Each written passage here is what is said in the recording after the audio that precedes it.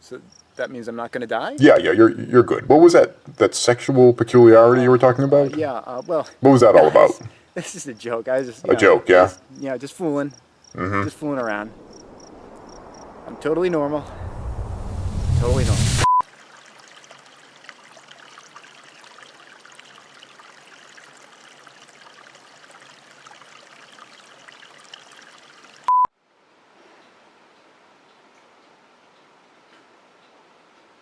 What's a six-letter word starting with the letter P that means someone who says they're going to do something but doesn't do it? Praxis?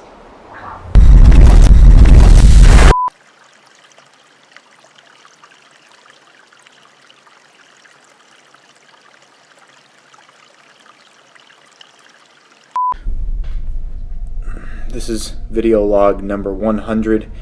It's been 100 days since the aliens invaded and dropped the bird flu-infested clown zombies. I was prepared for that contingency. As a prepper, of course, you would prepare for that. So the very next day, I started my fortifications and, of course, gardening. Now, I'd never gardened before. It's been a bit of a rough go. Steep learning curve, I suppose. But this morning, I finally started reaping the rewards from that garden. I just harvested 20 pumpkins. This is the largest of the pumpkins. This is smaller than I anticipated. I don't know if this is going to work out.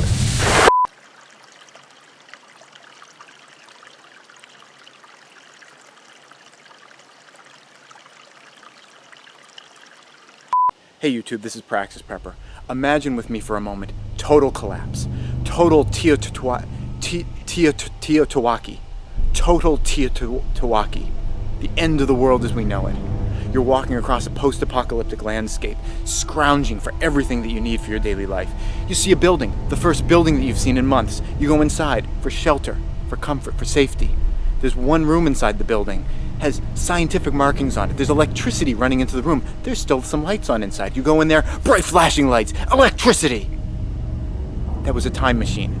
You just walked into a time machine and now you're 100,000 years into the future. What are you going to do now? Now it's even more total Teotihuacan. More total Teotihuacan. It's a post-apocalyptic landscape. There's nothing anymore. These peaches you see behind me, they're gone. Extinct. You do find one can, a can of delicious food. You open it up with your can opener that you happen to have in your pocket when you walked into the time machine. You open it up. It's a delicious soup-like material. But you don't have a spoon. There's no spoons. Spoons are gone. Are you going to suffer the indignity of trying to drink it out of the can? No. You need a spoon, but you don't have one. Are you going to starve to death? What are you going to do? What are you going to do, asshole?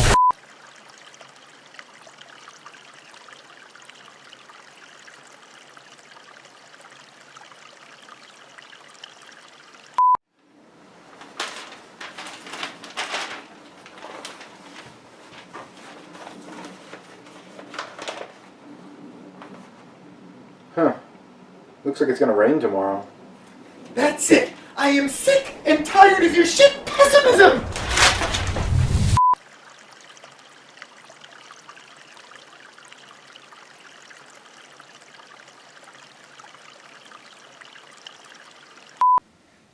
Have we survived yet? No, not yet. Have we survived yet? No. Have we survived yet? Have we survived No. yet? Have we survived No. yet? Have we survived No. yet? Have we No. survived yet? No. Have we survived yet?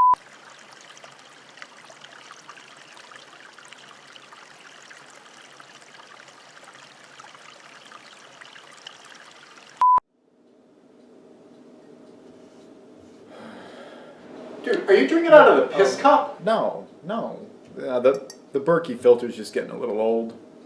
It's not what it used to be. Looks like the piss cup, dude. Oh. No. You're right. Yeah, this is the piss cup.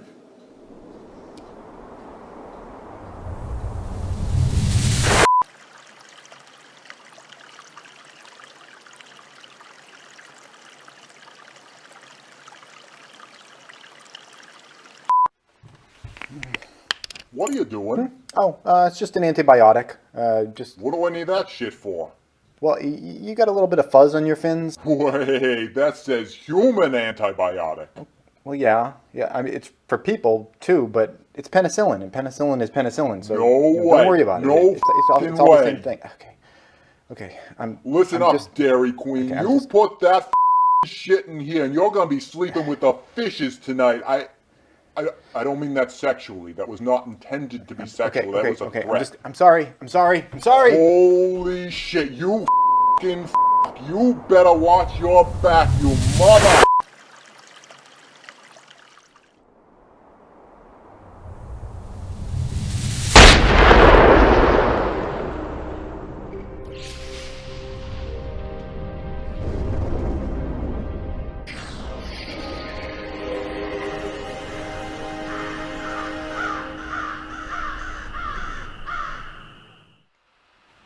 Hey everybody, this is Praxis, and welcome to the live stream related to the Project Homestead series. What is it? We've already screwed up? Hold on. I'm sorry. We're waiting. It's fine, it's working. There we go. We have a house here that has a variety of handedness. I'm right-handed, Amber's left-handed, and River, He's kind of ambidextrous. yeah, he's sort of like, he doesn't know who to take after. So all of our computer mice are they're all over the effing place, to be honest. Like, I'll help River, and then I'll think I'm using, River usually uses a left-handed mouse when he works on the computer, and then I'll come back to my computer, and it's like, I'm all confused. So I'm going to cut you some slack on that one.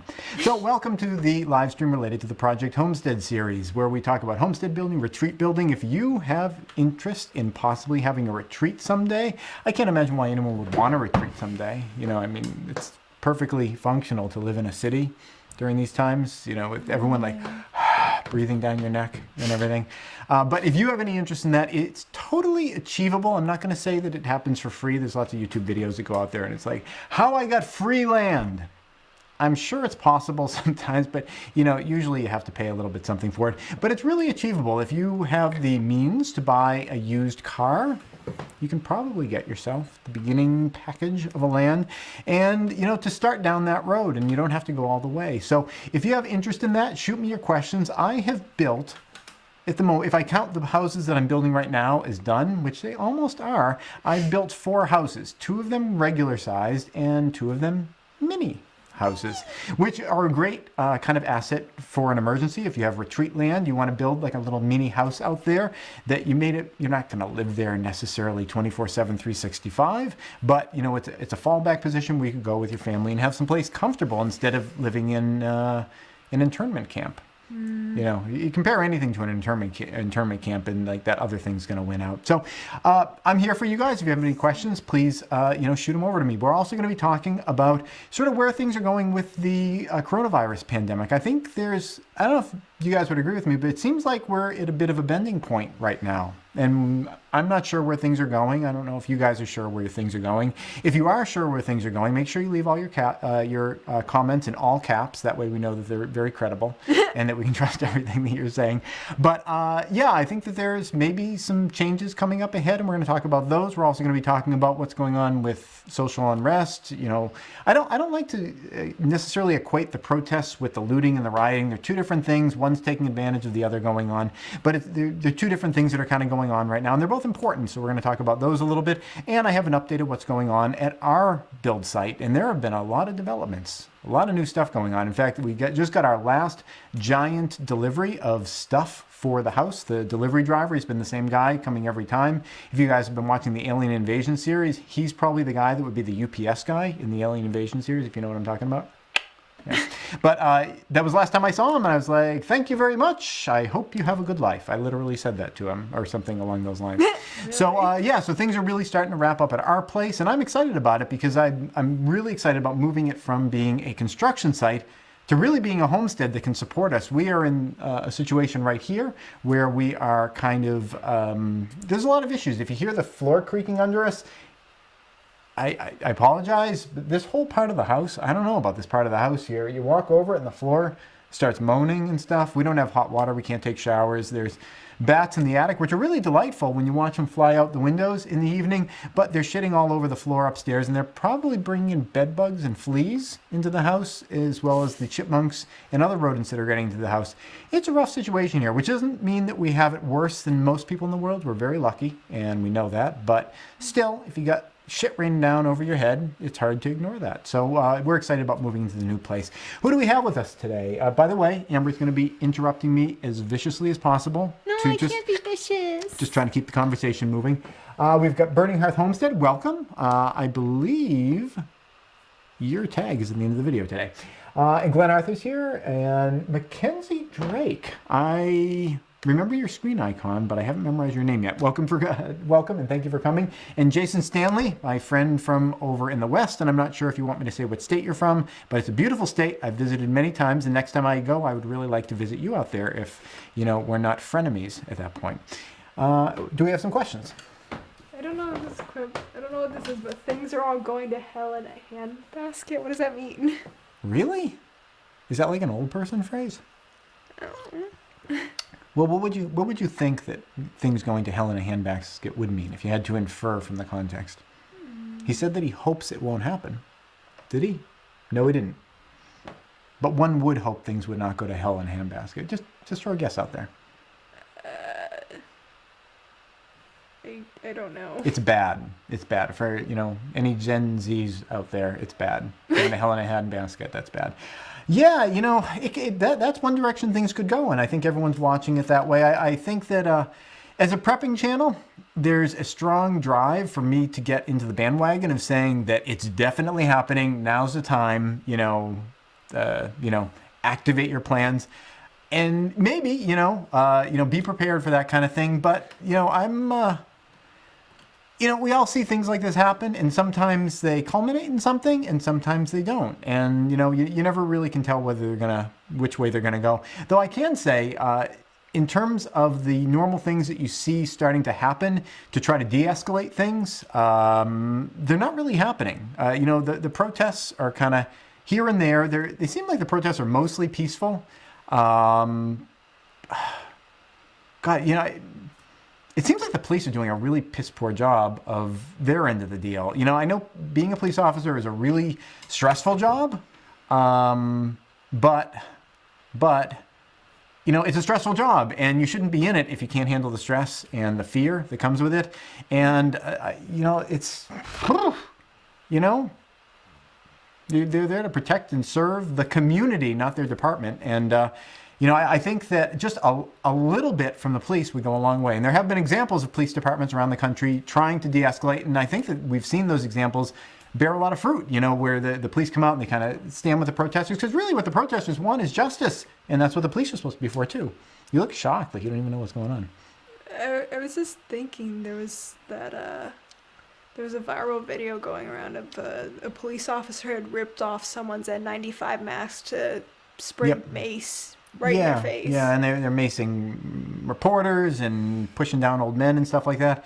It's just really scary to watch. Yeah, there's a lot of low-hanging fruit for improvement. That's the good news for the police departments, is there are a lot of very easy things that they could do to improve the situation, like not pushing elderly people over, not macing reporters, and not attacking people who are peaceful, I suppose. So that's the good news, is that the solutions are really easy, but as we know from human society, just because the solutions are easy doesn't mean anyone's going to actually enact any of them. So we'll see where things are going. As a prepping channel, what I advocate here is for being ready for things. Be ready if things go bad. For myself, my family, Amber, River, we've chosen to live in a place where we're somewhat removed from that. And I use the word somewhat because, this kind of stuff, it does move out and it does spread over time. Do we get a question? What are the categories of things going to help? What are the categories of things that are going to help? Well, I listed a little bit of it. I think, just police departments showing that they can have some restraint for things. And when I say that, it's really hard. This kind of gets into like the whole root of a lot of these problems, where they come down to prejudice and stereotypes, and it's dangerous, when you say like police departments. This is kind of the same thing as saying black people, it's like they're all, act the same and they all do the same things. So when I say that, I'm like talking about, police departments that have like a clear and obvious issue with this. In fact, there's a video clip that was another viral thing going around with the police pushing down some elderly guy who is clearly, he's like kind of arguing with the police, but he's not violent or anything. He's just like, kind of gesturing, whatever. And he's an elderly dude. And they push him over, he falls on the ground, his head starts bleeding on the ground, and the police kind of walk past him. And it looks like they kind of attend to him at some point. Just negating that kind of stuff, I think could go a long way, because people don't want violence, they don't want uncertainty, they don't want fear in their lives. Protesters aren't going out for fun. Looters are going out for fun, but protesters going out because something's really bothering them and they want to make changes. And they would really, and again, we're getting into like stereotypes, and it's like, police officers, black people, protesters, they're not all a monolith, but most of them just want their lives to be, what we all want. We want our lives to be safe, healthy, see our kids grow up in a positive place that's fair and has justice. And most of them would rather just go back to their lives and, go to their jobs and not feel like they have to do this kind of thing. And if the people that they are protesting against could just give them a little bit of that, I think that would make a lot of them be like, okay, we got something, things are going in a positive direction. Because that's what a lot of people want, is just things to move in a positive direction. Do we get another question? This person clarified their question. Which categories are you preparing for? Which categories am I preparing for? Okay, yeah, so we're talking more global. This is a question from Jason Stanley, which you could say, too. You could say, Jason has a question. Okay. Just little tutorial here. The categories of things that I'm preparing for is, obviously COVID-19. It feels like COVID-19 might be way more contagious than anyone anticipated, but far less deadly and far less dangerous. That, and I'm saying seems like, because, I'm not going to jump out and say, there was a little information that came out and, it seems to suggest this, so it's definitely the case. That would be great. I want to believe that. I think a lot of people would love to believe that. But, until the evidence really bears it out, I'm going to, err on the side of caution with that. So that stuff is out there. I'm hoping that that's going to be the case. And it's like, we all have COVID already, and it's no big thing. It's just like, it's a new virus out there, and some people have a really bad reaction to it, and the vast majority of us don't. That would be sweet. We don't know if that's true yet. So we're kind of still preparing for the possibility of there being a second wave with all these people going out. We're looking at the potential for there being more contagion spreading through the population, hospitals having to deal with that. But again, there's these good signs. There are some kids going back to school in certain countries, and they're not seeing that real bump up yet. So you got to keep looking at the data. It seems like kids might they don't have as many of those ACTs something or whatever, the receptors for receiving the virus. Kids don't have as many, so it seems like maybe kids are more resistant to being carriers. So that's good news potentially if it's true. So we're looking at that, but planning for the idea that it might not be true. So we're looking ahead at supplies, things that we missed during the first wave, having those things for the second wave, and also preparing both for the fallout from what's going on with the protest and the social unrest, and that involves security procedures and things that we're doing around here. I never go into specific security procedures on my channel. I think it's honestly kind of stupid. It's kind of like a way of like puffing up your chest and being like, we're doing all this shit and blah blah. Do we swear in these or not? I kind of do. I kind of do. Yeah, I kind of do. So I know it makes a lot of people on their channel feel good about like showing off all their weaponry and everything. And I'm not poo-pooing that on every channel. Sometimes it's done with like sensibility to it, but some of it's just sort of. Sometimes it's done tastefully. Yeah, as long as it's done tastefully, and as long they're conveying information, it's not just chest beating. But I don't really get into that on my channel just because I think it's kind of foolish, especially for someone that it's not. I don't even know if I qualify as YouTube famous. I don't know, does 10,000 subscriber work as YouTube famous? Maybe like YouTube mini famous or something like that. But like for someone in my position, I don't want to be like advertising what we got going on here because, it's, it's like my boy was asking about National Treasure. If you guys are familiar with the Nick Cage movie, he was saying, well, we were watching the movie, and I said, let's find some real things from the movie, and we'll look them up, and we'll do some school activities around them. We've been doing homeschooling since before it was popular. And one of the things he wanted to look up was like the real security procedures around the Declaration of Independence. Like, what are all the actual security procedures protecting you from being stolen? Because in the first film, it gets stolen, and there's all these security measures and everything. And I was telling him, well, I don't think that those would be publicized, because the whole idea is you don't want people to know what they're getting into if they're going to mess with you. So I don't tend to talk about that kind of stuff, but we are upping our game in that department, both for the fallout from the protests and riots and looting and all that kind of stuff. And again, I don't like to tie the protests to the rioting and looting. They're two different things, but one's living in the shadow of the other. And also just from the potential fallout of what's coming after, the economic situation that we're in right now. We're kind of living on the adrenaline shot that was like stabbed into our chest from the government sending out money to people. And, that's going to last for a while, but that's not going to last forever. And when that starts petering out, the world's going to change in some way. And we've yet to see how that's going to be. And it's unlikely to be that everyone's going to have everything that they want, because they are having less money sent out to them. So we're kind of preparing for those kind of things, and the normal stuff that we usually do. So, per my channel.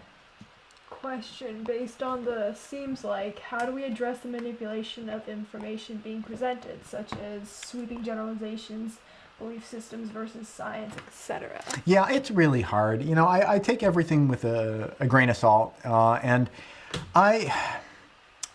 conspiracies exist. There are clearly conspiracies in the world. Every time a company gets together and their board members talk with each other, sharing the air, which is the literal definition of conspiracy, is people sharing the air as they talk to each other. It's kind of like you can't social distance and conspire at the same time, because what about online conspiring?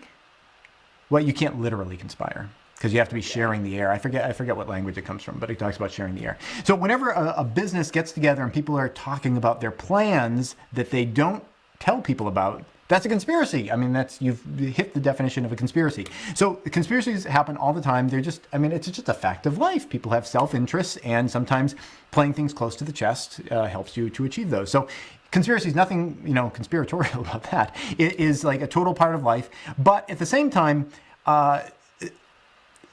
it's really hard to keep secrets in this society. It's hard to get a bunch of people working together. You can even have, like all the people at the same company. It's hard to keep like everybody on the same page all the time. So I oftentimes feel like if you're getting a lot of information from disparate groups, especially if those are like different, if the disparate groups are from governments that don't even get along with each other, and you're kind of getting the same information from all these different sources, it becomes kind of incredulous to think that it's like, they can't even get together to like tie each other's shoes, but they've got this massive lie and they're covering it up. So whenever you kind of get a lot of information come from a lot of different sources, it seems like there's some credibility to that. I think that works for COVID. That's one of the reasons that I'm I hate to use the word believer, but a acceptor of the idea of global climate change, is just because the information is coming from so many different sources, and it would be hard for that many people to kind of like coordinate with each other. That doesn't mean that there isn't kind of backcurrent information that like might seem like it questions some of the other information. That's just kind of the way that the world runs, I think, a lot of times. It's like there's something going on, and then there's kind of clues. It's kind of suggests something else might be going on, but it's just kind of the background noise of history, I think. It's like, it's not until like years later where you can kind of clear through like what was the background noise, what was the relevant information, what was kind of the confusing information. So that's kind of how I suss through things. I try to get information from different sources, broad sources, and I especially go to sources that don't agree with the way that I would like the worldview, that disagree with my preferred worldview, to put it that way. One of my very frequently visited websites is zerohedge.com. I would not recommend going to it if you can't sift through BS, because there is a lot of bad information on Zero Hedge, but it is a diametrically opposed worldview to most of what I believe, and I like to kind of breathe that for a bit and see, well, maybe this does make a little sense, maybe that makes a little sense. Just jumped in. Okay. Who hopped in? Oh, it's Brent. Welcome, Brent. So I really like to go to different sites of different worldviews, and it's not all BS. Like, even if you go to like really opinionated material, it's not all going to be garbage. Like Zero Hedge, like they will just say, well, here's an example from Zero Hedge. There was an earthquake that was off the coast of Alaska. I think it was last year. I've been meaning to do a video on this forever, and maybe this is the video on it. And on Zero Hedge, there was a banner announcement, "Tsunami headed for Alaska." That was the title of the article. And I also go to another website called The Watchers, which is a pretty good website on like space and weather and geophysics and all that kind of stuff. And they had a similar article that said, whatever category the earthquake was off the coast of Alaska, tsunami warning issued. Those are two completely different things. You got one thing that says there was a tsunami warning issued, which means, keep your eyes out for a tsunami, be attentive to this, it may happen. And the other, Zero Hedge says, it's coming, So that's kind of like what you have to do is kind of sift through a lot of stuff when you go to these really opinionated, kind of hypey news services. But as long as you're an adult and you can understand that you're almost always being sold something, quite frequently silver and gold from Zero Hedge. As long as you can kind of sift through that, I think that, going out to a lot of different sources can give you a really good sense of, kind of a consensus of, I don't know, it's almost not scientific in a way. It's just sort of like, you get like an intuitive sense of what's actually going on. And I'm not sure that I would, necessarily set my watch to it, but it does seem to be generally accurate. I feel like when I decide that something's likely, it seems like it, afterwards it seems like, that thing was likely or it ended up happening. When I feel like something's sort of unlikely, the frequency of those kinds of things happening seems to be, less. So, whatever approach I'm taking to it, it seems to work, though it's hard to explain other than, just be, discriminate about what you're listening to really openly, and question whatever you're looking at, because people are usually trying to sell you something, and usually it's ads. Do we got any other questions that have come up? Because I also want to share with you guys a video of what we've been doing this week, and we have nary the time to do it at this point. Any other questions? Like there are any questions Okay. that we haven't touched on, except one person was asking. The person's name might be? Hold on, I need to find it again. Okay. Let's keep this Glenn professional. Arthur. Okay, it's Glenn. I was wondering people's thoughts on not being able to shake hands with people anymore due to the.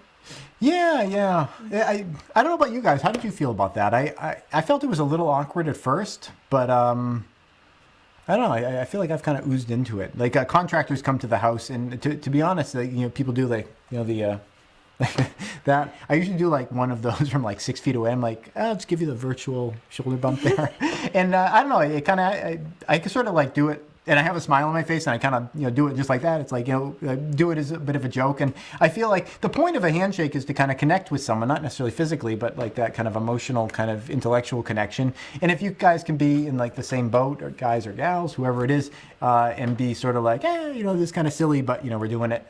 You still get the connection, I think. I think the actual original purpose of the handshake was to show the other person that you're not concealing weapons. Yeah. So I guess it's a little bit arcane anyway. All right. Well, I would like to go to a clip of what's been going on at our build site. There's a lot of new changes I want to share them with you guys. There's some huge new equipment that came in, and it's all installed, so you guys will get to see that there. If you have any other last questions, why don't you pop them through while we're watching the video, and I will answer them as soon as we come back. Hi everyone, so we're on site right now, and there's a lot of new developments going on. I want to share them with you. One of the big ones over in this area is that the landscaping is pretty much done. There's still a little bit more work left to do. I don't know what the deal is with the contractors, but it seems like contractors never want to completely finish their job. They always want to leave just a little bit left. And that's where we are right now. But functionally, things are pretty good. If they never came back, we could still move in, and it's all fine along those lines. Up here, a project that did get finished really quickly. It just took 3 days, and you can see it right now, is the solar panels. These are the solar hot water panels that are for our our solar hot water system that's going to be heating water for showers, baths, anything that we want in there. It's all done. It's all hooked up. I mean, the plumber needs to come back, because again, the plumber was another person that didn't finish up 100% of their work. They need to come back and finish up hooking up the stuff. But pretty much everything is done here. You can see the trench right here. This is the trench that has the two water lines where they go between the house and the shed. One of those is a hot water line, you know, the return line. The other is a cold water line that's, well, it's, you know, as it's heating up, it won't necessarily be cold, but it's the house sending water back out to the panels to be warmed up. And you can see there are a couple other lines here too. This gray one here, it's a 1/2-inch PVC line that I'm going to run electricity through to get electricity into the shed. And this blue line here is going to be water that's going to run to the shed. And ultimately my parents wanted to have a trailer spot over here, so when they come and they visit, they can hook up with electricity and they can get water as well. The water lines that I'm using are both salvage ones. The blue one was left over from the well people. They had some scrap, and I said, hey, are you guys going to do anything with that? They said no, we'd be happy to leave it. They left it, and it's quite a bit of length right there, so I was able to use that. And then this black one I salvaged from an old well, and I've been using a lot of that stuff for the outside water line for the hose and stuff, and I still had some more left. It's 1-inch line, and I'm going to be connecting the two with a brass 1-inch barb, which is also called an insert coupling to attach the two together. Let's go in here. I'm going to show you just kind of what's going on inside. The shed is, you know, kind of done. I mean, you might as well call it done. It's being used for storage right now. We've got plenty of storage. Stuffed animals are moving their way in here. We're having more racks, you know, coming, but at the moment this is how much we've got. And you can see some of what's going on in here. This is water coming down, the hot water being sent from the hot water panels going down into the basement of the shed, and this is the supply side that's sending the cooler water up into the lower corner of the panels. Downstairs in the basement, I can show you what's going on in here. We got a rickety old ladder that I've had for a long time. I actually found this ladder in the woods behind the trailer that I was living in when I used to live in a trailer when I was saving up for the first homestead. We can see the two pipes coming in, one the supply, one the return. This black pipe is going to be the water pipe there, and the electric line, I still need more conduit, it hasn't made it out. They go over into what's called a drain back tank, and this drain back tank holds the glycol solution. And the advantage of having a drain back tank and keeping the panels empty, which is the way this system works, is that if you get into an overheat situation, you've drained out all the glycol and you're not overheating your liquid. In systems where the glycol is kept in the panels the whole time and it never drains back, you can have things overheat and it reduces the life of the glycol. So having this drain back tank means that right now the panels are empty, they're heating up, but it's just metal up there heating up and it's not doing any damage to anything. All right, so let's pop into the house and we're going to show you kind of what's going on over there. There's river fleas here. Just to give you a sense of this is a little hatch I made, and there's a piece of nylon strapping that was packing material from some of the lumber that was sent here, and just got this little marine latch here that I attached. It was fairly difficult to chisel out the shape underneath there to get this to fit nice and flush, but it came up pretty well. And I have been leaving this open to try to keep it as dry as possible down there. I think we might need to do some air circulation to keep that place from getting overly humid. So let's head out and back to the house, and I'll show you just briefly what's been going on inside. Most of my work has been getting ready for the shed to accept the solar hot water stuff, but there is a little bit of stuff that's going on in here, and in particular what I'm focusing on is getting things ready for the plumber to come back in. Before we go upstairs and see that, just want to show you what we have here for our hot water tank. It's a, gosh, I think it was like 200 gallon tank that'll hold the heated water.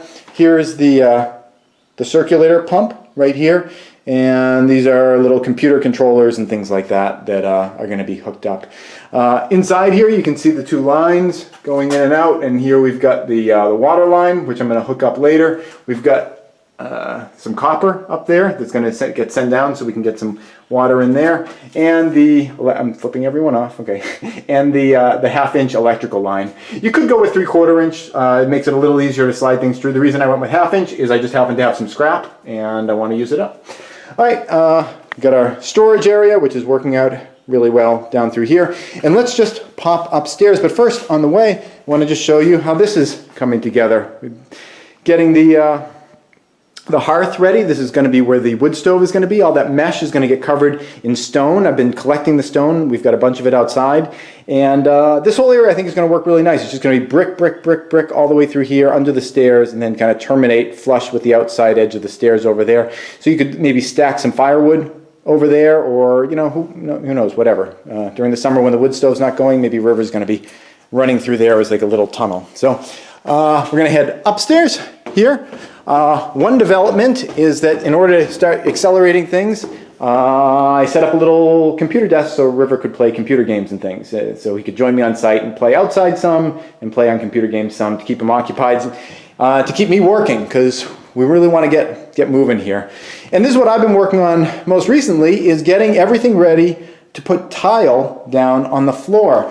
We've got these 1 foot by 2 foot tiles right here that are going to go down, and I want to start laying them all out on the floor. But before I could do that, I needed to build this little cupboard. It's a little closet that's between the bathtub and the sink is going to be right over here. It's a narrow little closet. It's only about 8 inches, but it'd be great for stacking shampoo bottles, or really anything like that. And even if I can't think of what I'm going to use it for, it might as well be used as something instead of just being dead space, because if I didn't box it in, this area here would just be 8 inches wider, which really wouldn't give you any extra serviceability in terms of washing your hands at the sink. So by doing this, it gives us the opportunity to have some extra storage, and we can think about what we might want to do with it later. All right. So that kind of brings you up to speed on what's been going on here. I'm getting really excited because we really are getting into this kind of home stretch. What's left is finish up the plumbing. Once they get the tile work done in the bathroom, the plumbing can get finished up. Today we're getting all the kitchen counters in a month early. We weren't supposed to get those for another month, but they are going to be appearing here pretty soon. So I got this whole area all cleared out. It is all ready to accommodate all the boxes of all the kitchen counters. This area right here, I just kind of put these jugs. That's where the refrigerator is going to be, just sort of visually sort of pre-laying it out.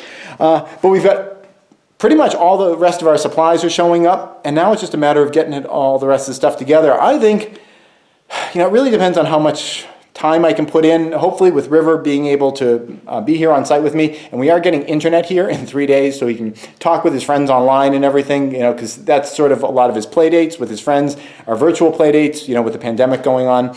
So once we get internet here, I can probably start spending some longer days here. I don't know, maybe 3 months.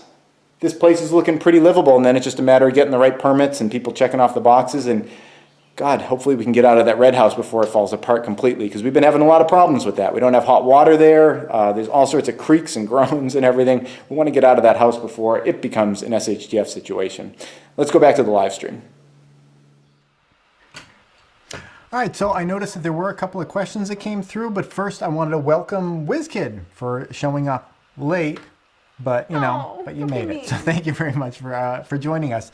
The two questions. One was one that we neglected to hit, and it was from Jason about what economic preps that we're planning. I wouldn't say that we've really altered our economic preparations over time. It's been just sort of like the same kind of long-term goal. And one of them is rental properties. The old Homestead, we've started renting out to someone.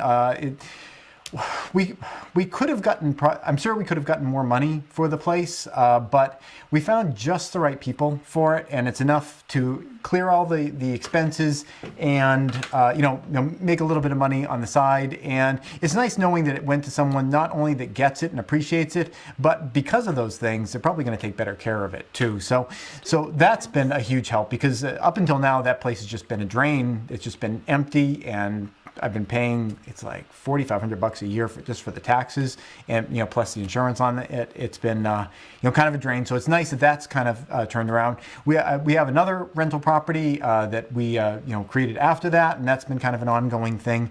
And in addition to that, I've just been doing my regular kind of work, which is always always recently, since I, been a dad with River and staying home with him, has been, work from home stuff anyway. So it doesn't really require me going out into the city. I would normally be working, I live here in New England, and I was always in New York City or I was in Boston. And I'm glad that I don't have to drive into those cities at the moment. So, working from home, I've been working remotely since before it was cool. I've managed to pack that one in twice into this episode. So those are the kinds of things that I've been doing. In addition to that, just trying to, save money. It's kind of sounds simple. Is just, trying to avoid spending money wherever I can. And, it's challenging a lot of times, when you're tired, you want, to go out to a restaurant or whatever, and it's cheaper to eat at home. Not that we never go out to restaurants, but, just trying to, make conscious economic decisions whenever you can, because, buying peace of mind, by putting money in the bank and knowing that it's there, that's a commodity that you can buy just as much as restaurant food or like a new sports car or whatever people spend their money on. So those are things that, I think are, things that one can do and that certainly we've been doing. But in addition to that, and this is a big one, it's the idea of when you are going to spend money, when you are going to invest money, invest it in something that's actually going to pay you dividends back. And I don't mean that in like the stock market kind of way. I mean it like with building this homestead. We put money and time and effort into all those cinder block bricks that made the huge heating, cooling manifold under the floor. By having spent the money to do that, it cost me a pallet of bricks. It might have been a couple $100s. We created a situation that I think is going to dramatically reduce any of our heating bills. Now, that said, we have a wood stove and we're going to cut trees down. Our heating bills are essentially zero anyway, but it's going to reduce our time. It's not necessarily money that I would save, but it's time. I'm not going to have to cut and stack as much firewood. I'm going to be able to put that time into other things that, might be able to generate money, income for, paying the expenses, buying food and things like that. Also, any kind of home improvement projects that you can do, sealing up around windows to make your house more energy efficient, like any of those kinds of things, putting in a better garden, getting fruit trees. We just bought a crap load of fruit trees this year. We bought a lot of bare root trees. If you're watching the Project Homestead series, and you probably are if you're watching this, if you're watching that series, you know that I bought a bunch of bare root trees, and I spent like several $100s on trees, but they're going to pay back over, the life of those trees quite a bit. So that's it's really the same as making an investment in my estimation, putting money into your home and your homestead's ability to support you and give back to you. It's like, it's creating an investment vehicle that's going to pay back to you, and plus it increases the quality of your life, I think, in the short term as well. So those are a lot of the economic things that we've been doing, and with whatever money that we've had left over, I would say that we do keep some in cash, we keep some in banks, and we keep some in metals. I'm not going to try to like pitch you on precious metals. This isn't zero hedge, but it's one other way of kind of trying to preserve whatever wealth that you do manage to capture. And I know over the past 6 months the silver that I own has doubled in value, because things have gone crazy. So it's sort of a hedge against craziness. So those are the things that I personally have done. We had one other question regarding my favorite cut of meat, and I'm going to interpret that in a non-sexual way. I am a vegetarian, and that's the dictionary definition of a vegetarian, which means one who gets most of their food from meat. I do eat some fish, and I've actually added a little bit of poultry to my diet recently because I've been, I know, I'm sorry. But it hasn't been a change, adding the poultry hasn't been a change of my mindset in any way, shape, or form. I still have the same exact mindset as I've ever had, but the situation has changed. And I think that, if you have, if your mind is a computer, you have your input goes into the computer and it gives you an output. If the input changes, the output has to change. And my situation, my input changed, and that was that with all the work, the physical labor I was putting in on the house, I was getting a lot of injuries, and they kind of weren't healing up. They were going and going. You guys have been watching the series. You remember I was like starting to lose the ability to use this arm. I couldn't like move it around. Now it's like, whoo, I can do whatever the heck I want with this thing. And that has been, I've added a little bit of poultry, and I mean just a little bit. I bought some free range turkey jerky sticks. I'm going to put a link to them down below because they're pretty delicious. I'll throw that down there later. I grabbed those, and I've been having like one of those a day or one every couple days or something like that, in addition to also some vegetarian protein shake. Some delicious. Have you tried it? I'm going to put a link to this below too. I'm not trying to pitch product, but it's pretty awesome. It's called Orgain, and it's just, it's plant protein, but I've been just kind of like flooding my body with a lot of different types of protein. Now, you could say, well, you're a vegetarian, why don't you just do the protein shake? I like variety, and I don't want to like just be adding a ton of the same kind of stuff. I want to diversify a little bit. So what changed for me was it became kind of a survival situation where my body was starting to break down. So because the situation changed, I've got the same kind of thinking that you don't kill things unless your own safety or security is at risk, and you have to make that calculation. And it started to feel like my own safety and security was at risk because I was making certain choices. So I adapted a little bit. When I go back to a lifestyle where I'm not constantly killing my body, I think that would kind of like flex back. So that was a really long explanation of my vegetarian status. But I haven't always been a vegetarian. I think meat tastes pretty darn awesome. I'm not into like a bro job or anything like that. What? But I don't know if I have a favorite cut of meat. I like, I'm like, if any vegetarians deserve a pat on the back, it's like my kind, because I really like meat and I gave it up for ethical reasons. So it's like any meat is really delicious to me, except, I don't know. No, it's all pretty good. Meat's great. I don't want to kill the animals. So I don't kill the animals, except in a survival situation. So thank you guys all for joining. Do we have any other last questions before we go? I want to know more about your water heater. How cold can it get and still operate? Okay. That is a question wow. I almost went grammatically correct on that one. I'm going to go grammatically correct on that one. That is a question to which I do not know the answer, but I will let you know as soon as I do. I'm going to be doing some videos where we're actually getting into the machinery of it, and certainly once I start using it, I'm going to be sharing with you guys, it's like such and such degrees out. We got kind of hazy clouds, but we're getting some heat coming out of it. I'll be sharing all that with you guys because that's so important. You can look stuff up and you can look in books and like the marketing material, and you're having a good time over there. But really actually trying something out, I just think is the best way of doing it. So I'm going to take my experience. I'm going to share it with you guys. Is there like are you going to let me in on this? Brent says, stay true, guys. Playing with my meat all day for a living. I dig the humor. Awesome. We'll just end on that. And we're gonna go out on. We're ending on this. Yeah, we're ending on that. I can't forget. Yeah, it's this one right here. Like, it's all about the meat and the bro jobs. Stop!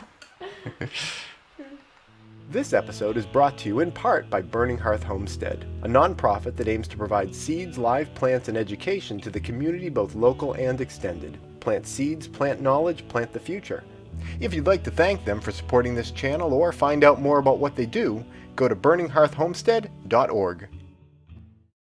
Please subscribe and tune in every Friday at 4:30 New York time for a new video. And if you'd like to support this channel, you can do so both through Patreon or PayPal.